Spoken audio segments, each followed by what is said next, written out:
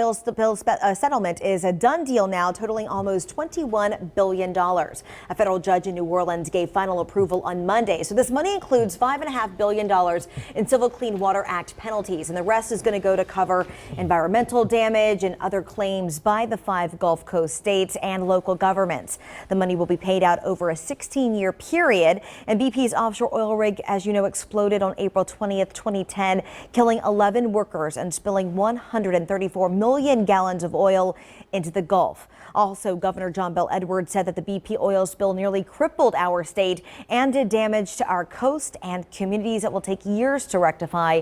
I am pleased with the court's decision to bring this issue to a close. And today the governor will speak at the Oil and Gas Industry Day. The Grow Louisiana Coalition is hosting the event, and the organization supports and promotes Louisiana's oil and gas industry. So today's event begins at 12:45 p.m.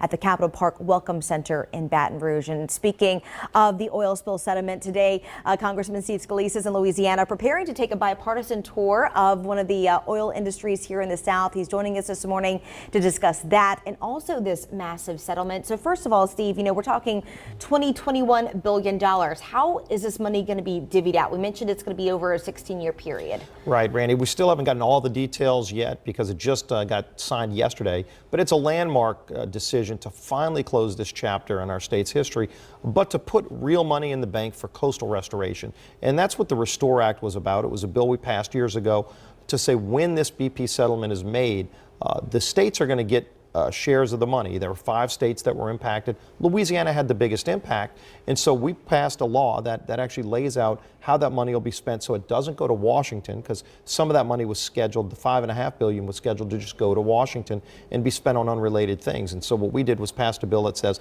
the money stays along the Gulf Coast, and Louisiana under this formula will get more of the money than any of the other 4 states. And so most of that money is going to be used for coastal restoration. And what's so important with that is clearly we've had coastal damage before this disaster. The BP disaster made it worse.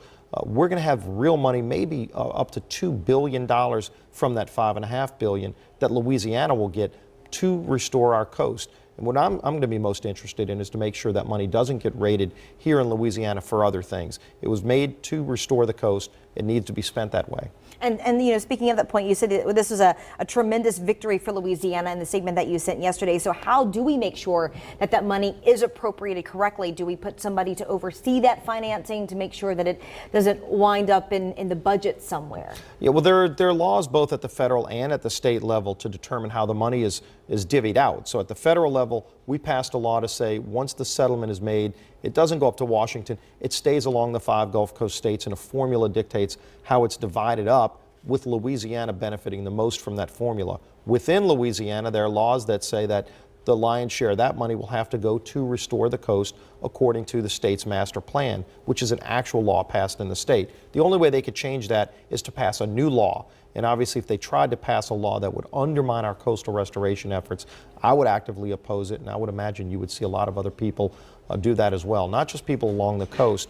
You see people all across Louisiana that recognize we need to restore our coast. Here we finally got a real big down payment on money to restore the coast. We need to make sure it's spent properly. Now, you're also bringing a lot of folks down to come and tour, you know, some of the rigs and some of how our oil and gas industry works here in Louisiana on Thursday. So talk about that. Yeah, this is something that I started doing when I came to Congress back in 2008, is bringing members of Congress from all around the country down to South Louisiana to go out to a deep water rig. People are fascinated by deep water drilling.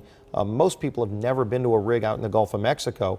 And when you recognize just how much energy we produce for our country out in the Gulf of Mexico and just what's involved. I mean, you're talking each rig represents over $2 billion of private money to finance that rig. You probably have close to 1,000 workers that work on each of those rigs, and the average salary is well over $60,000 a year.